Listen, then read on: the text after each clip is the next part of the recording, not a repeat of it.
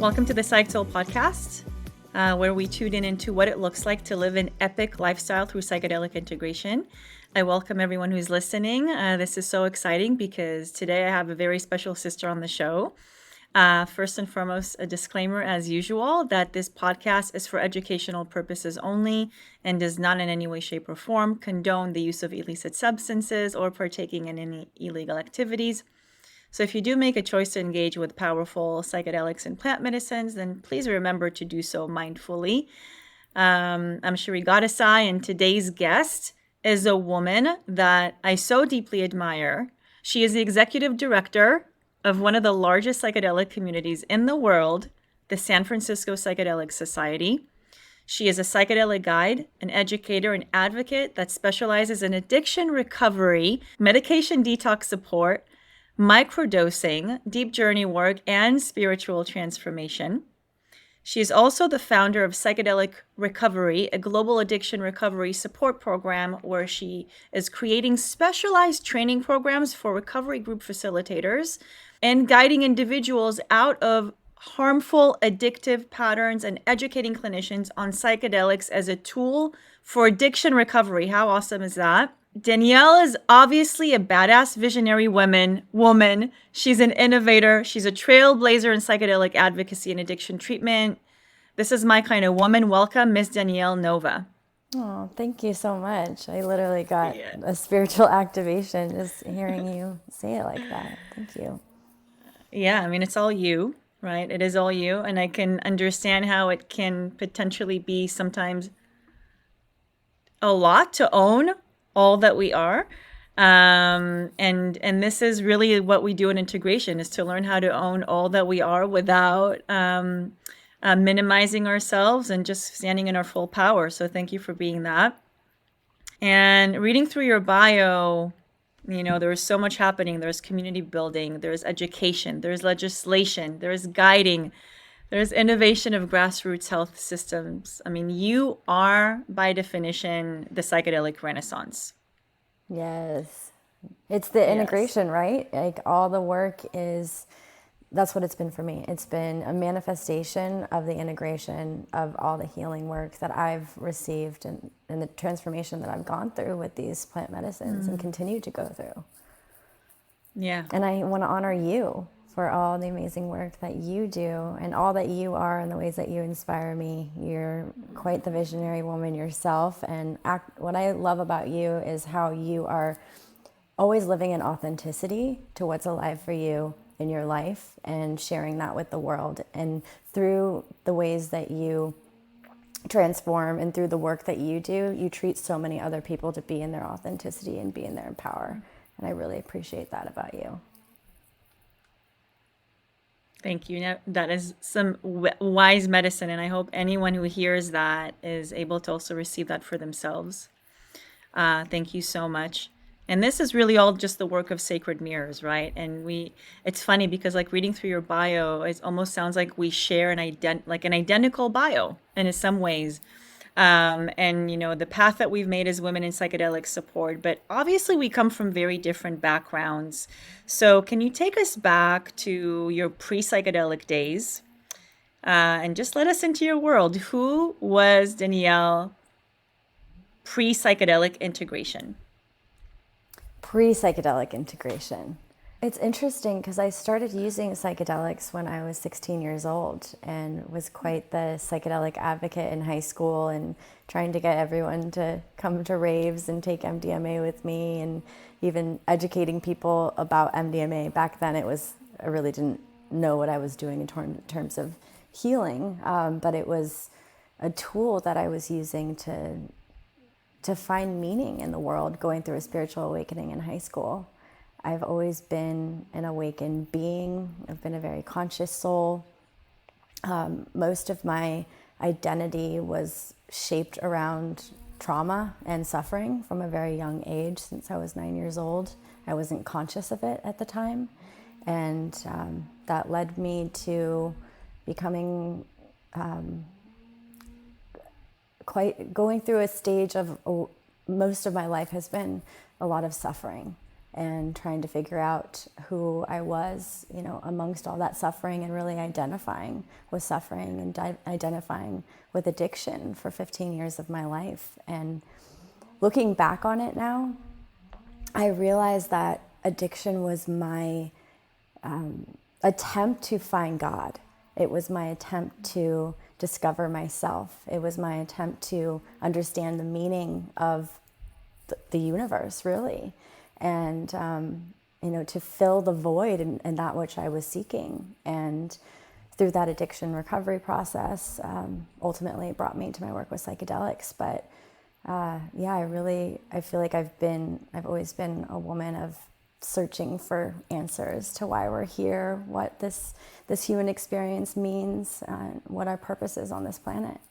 So I loved how you were sharing about what potentially the purpose of addiction was like for you. And I wonder if anyone who is listening, who is also on a path of exploring and being in relationship with addiction, how they can potentially see that this can also be some type of an empowerment tool for them in the grand scheme of things. But you're also speaking from the path, like a very long path that you've made almost at the end of it, right? Or at the other side of it. But before we get to the other side, I mean, surely you've been through some pretty deep turns. Would you want to take us down one of those turns after you got into the psychedelic world? What happened then? So after I got into the psychedelic world in high school, I had several friends commit suicide, which was, now looking back on it, quite a rare occurrence to go through, at such a young age. And that really led me to feeling a lot of angst and anxiety and not really understanding what the meaning of life was. And I also had underlying trauma that I was not aware of at that time, and was always escaping myself through drugs, and started using a lot of drugs in high school, and methamphetamine and cocaine and opioids. And then I went on prescription medications. And ever since then, it was really identifying myself with, feeling a lot of depression and anxiety. And by the time I was graduating high school, I was on 5 or 6 different medications and was told I was going to be on those for the rest of my life, and spent the next 12 years in and out of 8 different rehabs and treatment centers, got super addicted to opioids, and was on Suboxone for a period of time, Oxycontin for 6 years, tried every drug under the sun, was prescribed hundreds of different psychiatric medications, and really identified with having all of these problems, and was really identified with the system, and thought I was, I was told I was never going to be able to function again, that I was never going to be able to live a normal life. And I believed that for a long time. I got so lost in that system. And my story is not unique in that, actually. There's millions of people out there that take psychiatric drugs and go through this system. I'm just unique in the fact that I was able to ultimately, realize that I never needed them to begin with. But I needed to go through that. Now I see that, so that I could come out the other side and, be able to help people through that process. But if I can save people time, I'd really like to do that, because that was a long time that I devoted to addiction and being on all of these pharmaceutical drugs. And so where was the turning point? What happened in the sense of that you decided to just like take life into your own hands?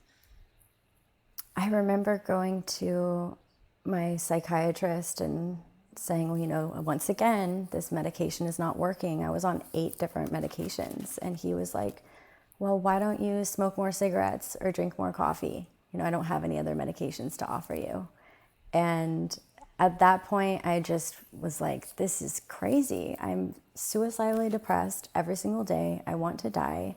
I'm taking all these medications that are supposed to be helping me, yet I'm miserable and I can't function. And I just had this awakening, like maybe the drugs are my problem.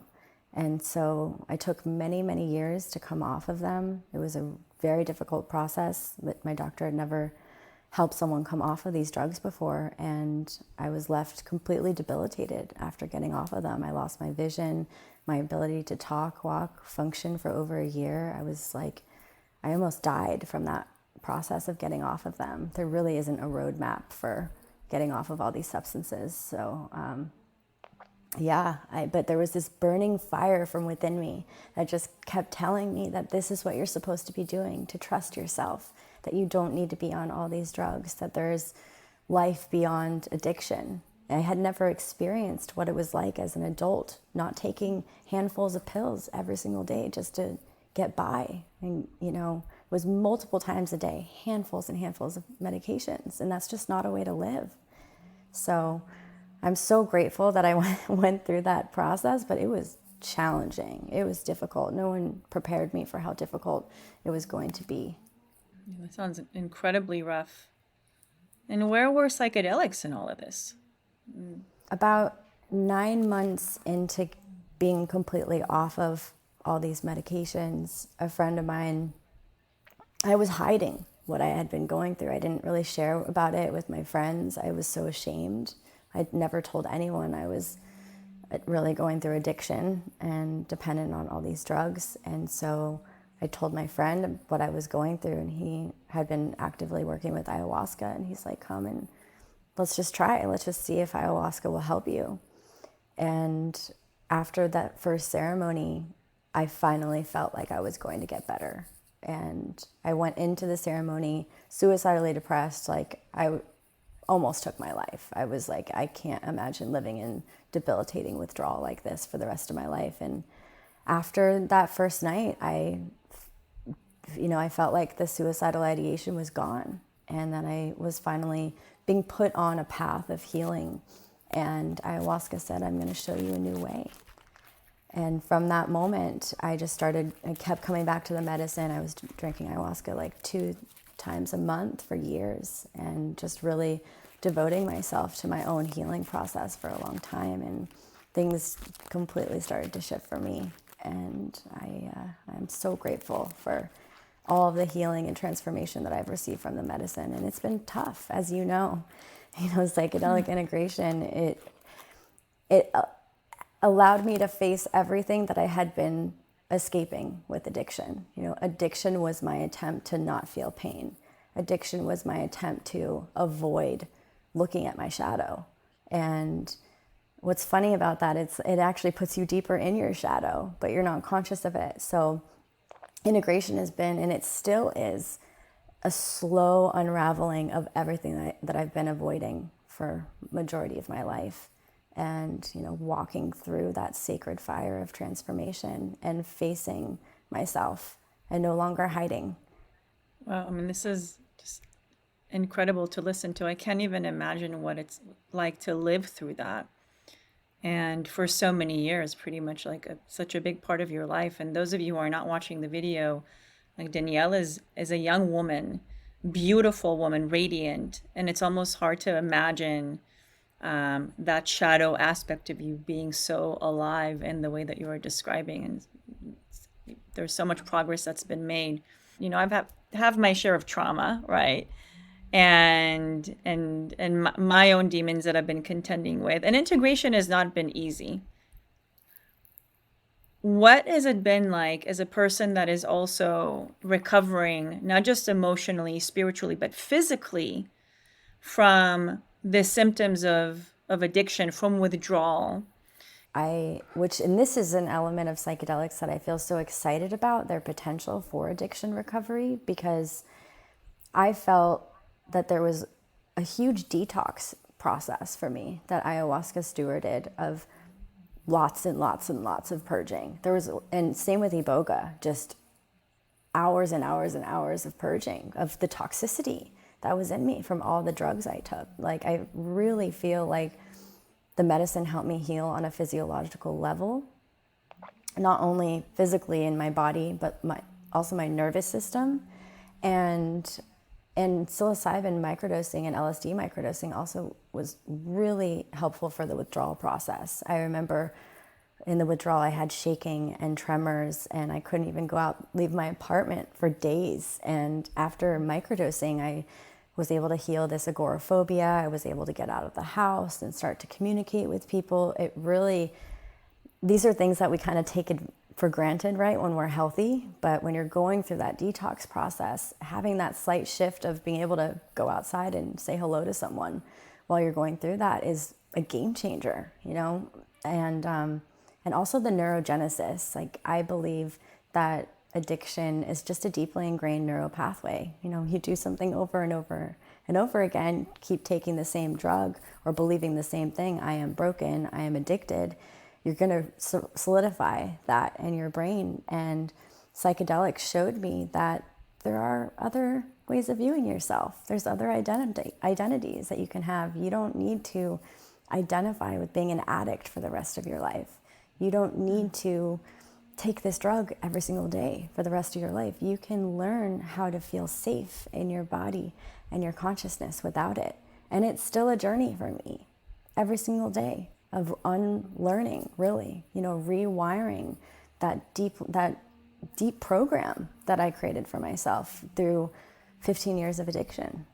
So it sounds like you use a variety of psychedelics and plant medicines, right? We know that research for addiction recovery primarily focuses on iboga and ibogaine for detoxing off of opiates, right? And then the other plant medicine that we know of that has been studied at least for addictions is psilocybin. But that also focuses on cigarettes and alcohol, I believe.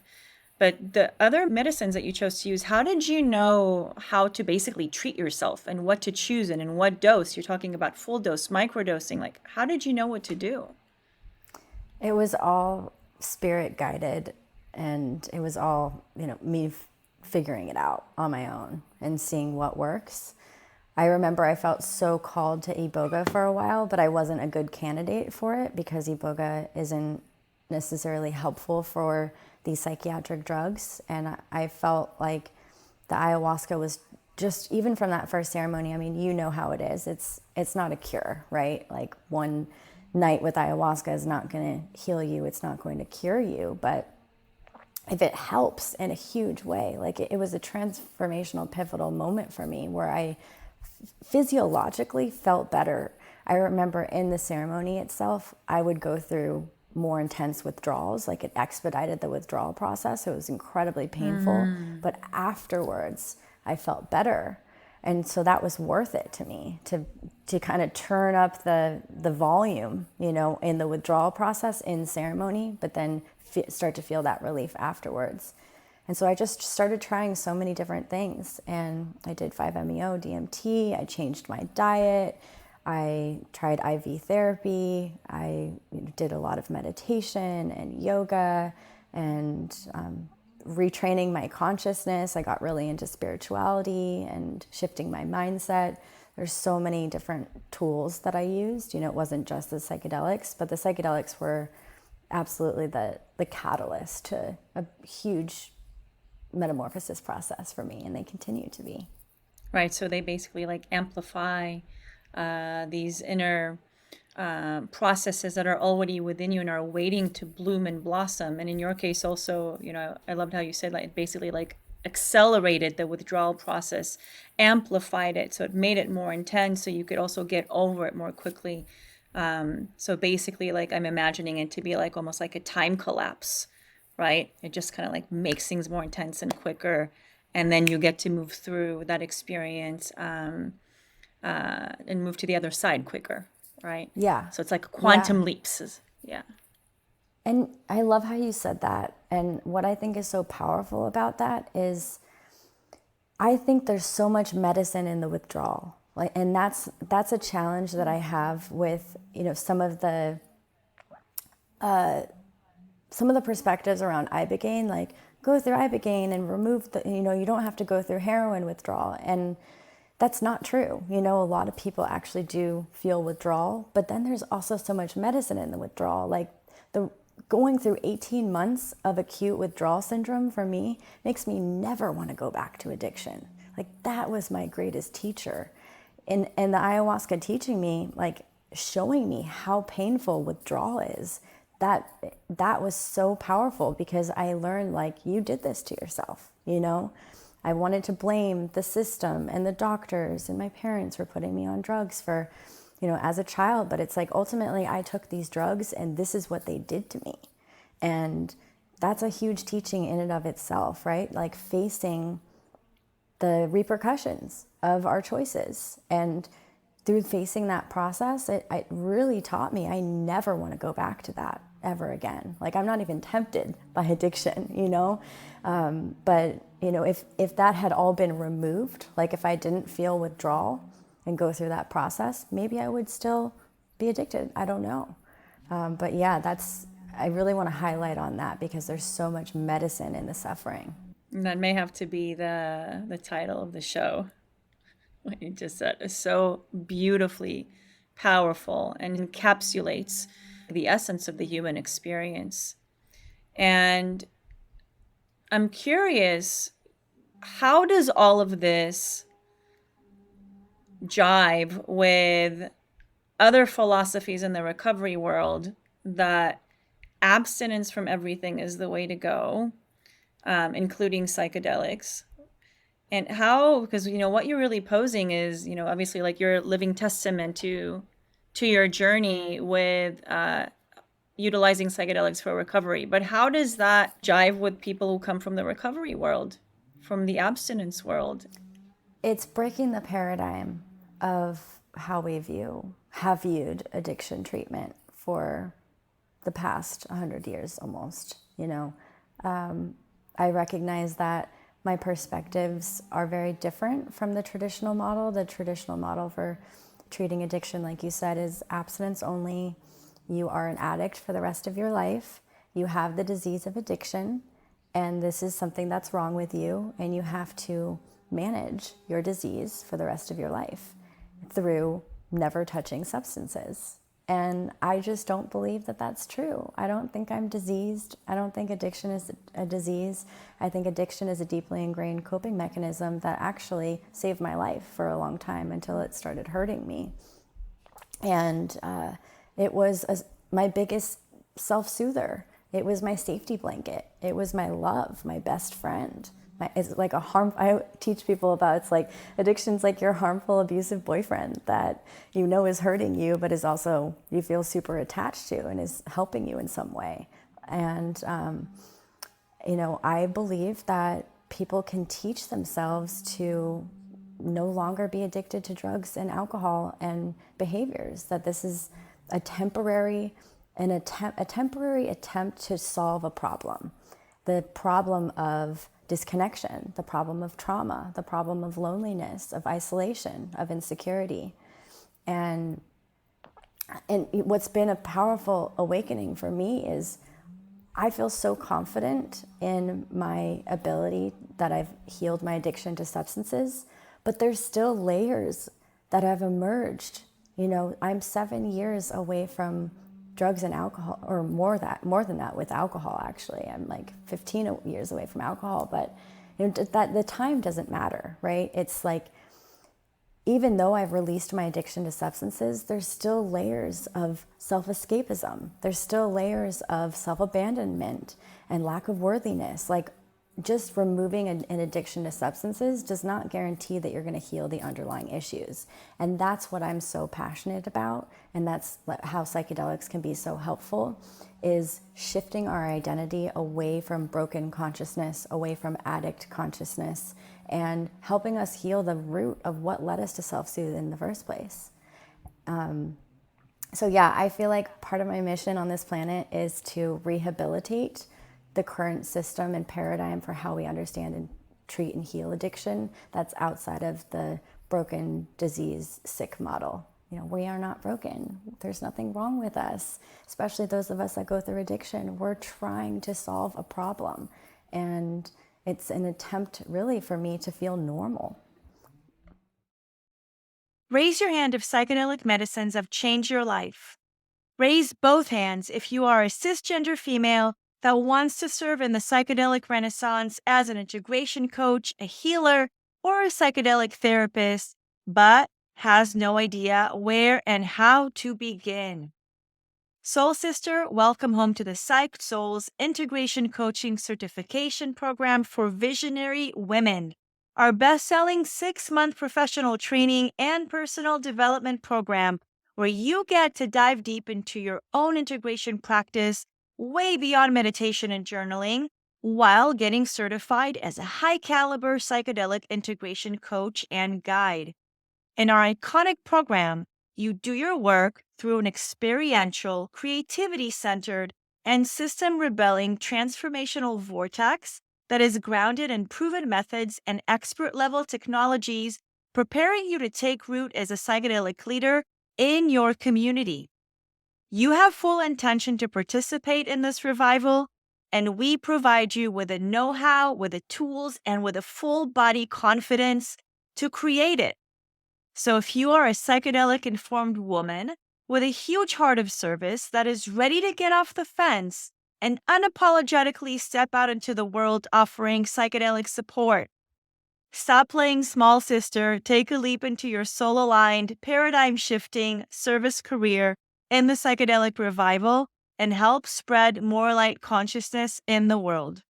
Learn more and apply at psychedsoul.com/training.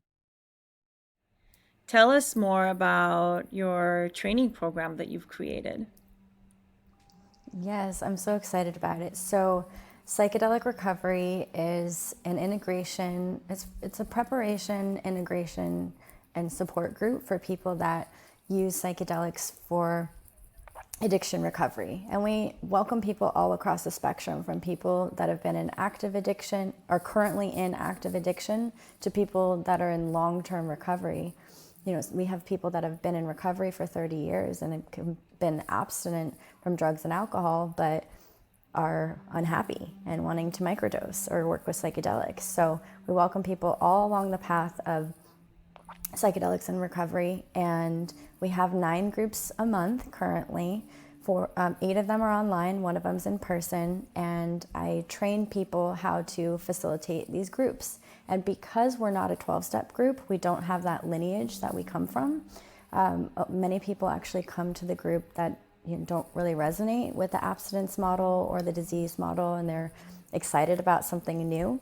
And so this training program is a 4-hour program that I take people through that educates them on the philosophy around addiction recovery, how psychedelics can be a tool for either interrupting addiction or a tool for long-term addiction recovery journey for people. And there's a lot of different elements within that philosophy that I teach about to help empower people to ultimately be the ones to heal themselves and be able to use psychedelics responsibly in their recovery journeys. And then it teaches them how to facilitate the group and be a leader and a support person for other people that are on a recovery journey, because that's such an important element for anyone that's overcoming addiction, is to be of service and feel meaning and purpose. Like, I would say for me, the meaning and purpose that I feel every day, that is my biggest tool for sobriety. That's what keeps me going. That's what makes me want to continue on this path that I'm on, because I get to impact the world. I get to help other people. I get to feel purpose in this lifetime, and I want that for so many other people. And a lot of people over 30 people have gone through the training and have facilitated these groups over the years. The group's been around for over 5 years, and I continue to want to educate people and take people through this process and train them on the framework that we're creating collectively on addiction recovery. And in integration, one of the most important components, if not the most important component, is community. And I can just imagine what it's like for an individual who is suffering from addiction, who is not finding themselves in the 12-step programs, is not really feeling like that's the path for them, to be able to step into a space where they feel included and where they feel like they can openly talk about their desire to explore consciousness, or just to be validated and affirmed in who they are without judgment, and how healing and impactful that can be for their recovery journey. Absolutely. Yeah, it's so healing for people to feel that sense of belonging, because that's an opposite of addiction, right? Like, part of addiction is you feel isolated, you feel alone, you feel like no one understands you. And I also want to be clear that this is not a group where we're encouraging people to continue their drugs of choice. We practice targeted abstinence, so we invite people to target what's their problem, you know. For me, it was opioids and pharmaceutical drugs. I abstained from those. I abstained from alcohol, but I allow for healing medicines to be a part of my recovery journey. Some people abstain from other substances, behaviors, even thought patterns, like, or even devices, you know. I want to start talking about device addiction, really, you know, and how addictive our phones are. We're still using them as tools to escape ourselves and soothe ourselves and feel connection and belonging and meaning, right? Like, there's still that energy of addiction there. It's limitless for the amount of, different addictions that people actually come in the group with. And I really, like, people have said that the group saved their life, that they feel like for the first time in their life, they had a sense of belonging and a community that understood them. And finally, that they were able to take their power back and be the ones that were directing their lives and directing their recovery journey. And that's really a big part of the philosophy that I want to instill with people, is that you are not powerless over drugs and alcohol. You are powerful. If I believed I was powerless over drugs and alcohol, I would still be addicted. But I'm so much more than a drug, you know? I'm so much more than my addiction. We all are. And I really want to empower people to take their power back and to heal themselves. You know, they are the ones that they've been waiting for. We are the shaman, we are the teacher, we are the guide. There's nothing outside of us that's going to heal us. It's us. We are the medicine. Yes, indeed, we are the medicine. We are the medicine. What do you envision for psychedelics and recovery? What's your greatest vision for this beautiful dream that you're weaving? Well, I envision books that teach people about the framework. I envision that this is an option for people, you know, to teach people that are looking for a new path, that are looking for a way to heal themselves. Ultimately, I want to develop a framework, a step-by-step process to take people through how to heal themselves from addiction. And I know it's going to look different for every person, but if I can sort of create that roadmap for someone, I've done that with my one-on-one clients. I want to continue to offer that, you know, at mass scale for people, to help people find freedom and liberation, because ultimately that's the goal. Like, I don't think that the goal is necessarily sobriety. The goal is liberation. The goal is awakening. The goal is purpose and meaning. And I want to create that for people.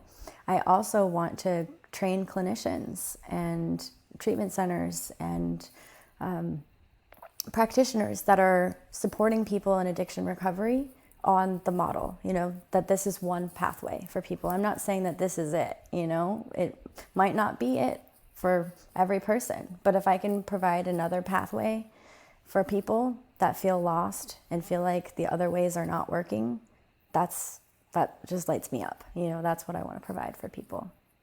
So I have to ask, what does it mean to be a psychedelic Renaissance woman, in your words? I love that question. It means to be the person that you wish you always had for other people.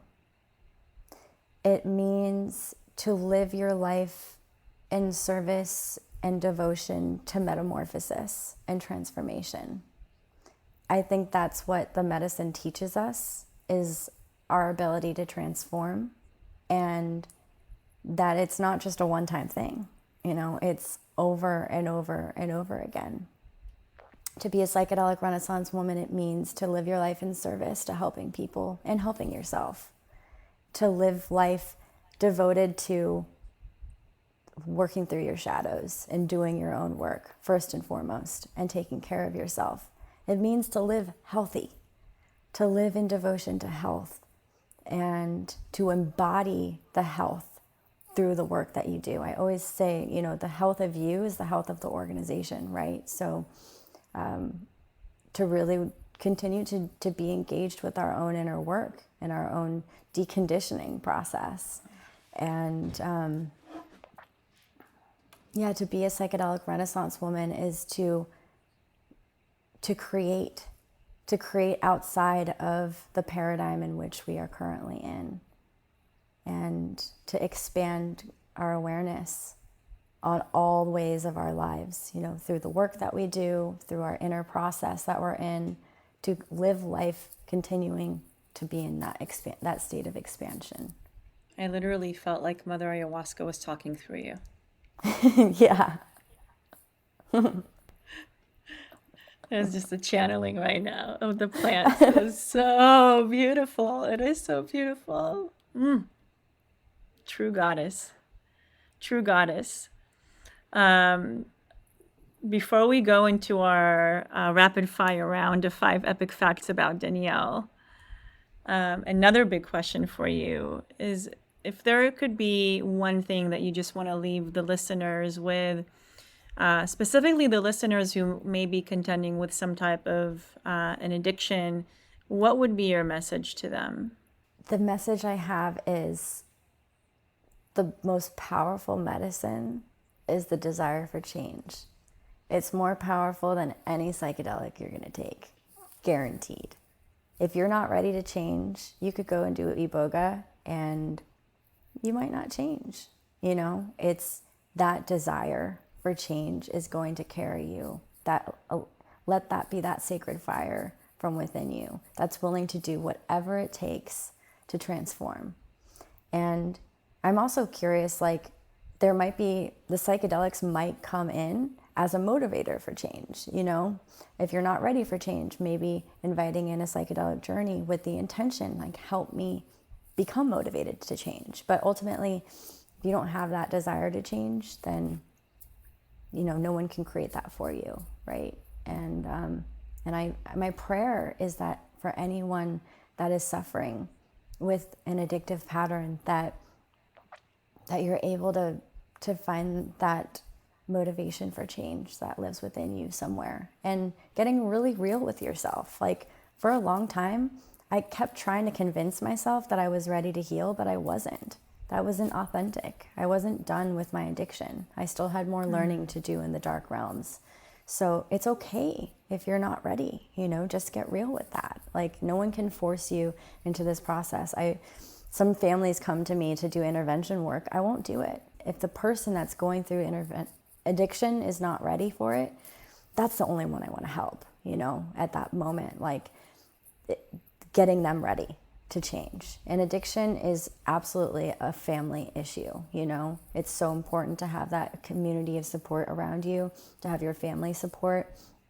And they might not be supportive at the beginning, but keep being their teacher and their guide. My parents were not supportive of my healing process with psychedelics, but now my dad comes and drinks ayahuasca with me, and he's a total psychedelic advocate. So change is possible, and I think that everyone is so powerful. No matter what you're going through, you can overcome anything.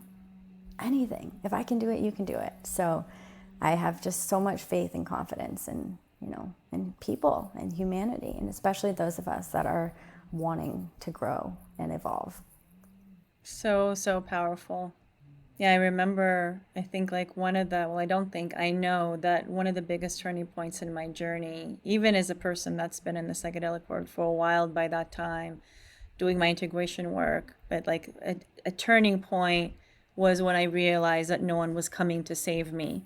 And it was time to just grow the F up and own all of my projections and stop blaming others and just begin taking responsibility for everything, because no one was coming to save me and life is too short. And that moment was a truly liberating moment, because I was finally free to make the choice without awareness to reclaim my life and to do any work that's necessary to live the life that I'm here to live. So thank you so much for everything that you've shared. there's been so much wisdom in today's interview that is going to take me some time to just kind of sit with and to be inspired by. Are you ready for the rapid fire round? 5 epic facts about Danielle. Yeah, let's do it. All right. What's your favorite psychedelic? That's such a tough question. Currently, I'm loving microdosing with LSD. I'm finding it super helpful and very supportive for neuroplasticity and neurogenesis. And ultimately, ayahuasca is my deep love. You know, she's the metamorphosis medicine. She's the one that helped me save myself and completely transformed me onto the path that I'm on, and I feel like is continuing to work with me and, like you said, channel through me. So, yeah, I'm holding both of these medicines very close right now. What's your favorite thing to do after a ceremony? Favorite thing to do after a ceremony is to be in nature, to allow myself to just feel so supported by the land, whether it's in a hammock or literally physically laying on the land, being absorbed by the land. I just think, being completely immersed in nature is so important. Being in community, doing community integration immediately after ceremony, or even, a couple hours in the afternoon or in the evening after ceremony. Eating amazing food, being with friends, letting the sun hit my skin, and just getting really simple, I think that's what the integration process is about, is presence, being aware, being with yourself, being present with your emotions, being present with your body without trying to do something, go anywhere, do any action, just being with yourself. And I love to journal as well, about my experience, or do a voice recording, so that any wisdom that came through in the ceremony itself will stay alive with me. Thank you for that. What is one big lesson psychedelics have taught you? Psychedelics have taught me that change is possible, to live life in devotion to transformation, how powerful I am, how powerful we are. Who is one person, dead or living, that you would sit in ceremony with? Gabor Mate. What's your secret to living epic? To living in authenticity, doing things that I want to do, doing work that I want to do, riding my own wave, no matter how difficult it is. Like, I made a commitment to myself that I was just going to live my life in authenticity, and whatever that meant, authentic with myself and what I desire. What you seek is seeking you. What you desire desires you. Everything that you desire will always find its way to you. So living life in devotion to your desires and to joy. We're just about to wrap up the interview today. How can listeners connect with you and join your movement, Danielle? Thank you so much for this conversation today. I really felt this powerful energy from you and your presence and these questions, and this, it's been really sacred to be in this container here with you. I can feel the integrity of you and the way that you're holding this work, and I just feel so grateful for it. So thank you for all that you are. And ways that people can connect with me are through our website, psychedelic-recovery.org, through the San Francisco Psychedelic Society, psychedelic-society-sf.org. I'm on Instagram, connect with D, on Instagram, Psychedelic Society SF. And reach out to me at any point through either my website or Instagram, and I would be so happy to connect with people. Yes, and of course, we're going to have all the links up on the episode webpage, so you can connect with Danielle easily. Danielle, this has been one of my favorite conversations so far that I've done, I think, with any human in the movement. You are so Wow. inspiring to me personally. You spoke about integrity, and just I'm looking at you, and I'm just looking at the most one of the most poised, clear, and bright and radiant humans that I've met in a very long time. So thank you so much for just being who you are and standing so boldly in your truth and carrying your medicine so authentically and beautifully, and also in the way that you translate your medicine and integrate it into our society and into this new paradigm. Just thank you so much. I send you so much love. Thank you. Yeah, thank you. And thank you to everyone who's listening. As usual, our episode music is by Mose. And remember, it's not the psychedelic, it's the integration.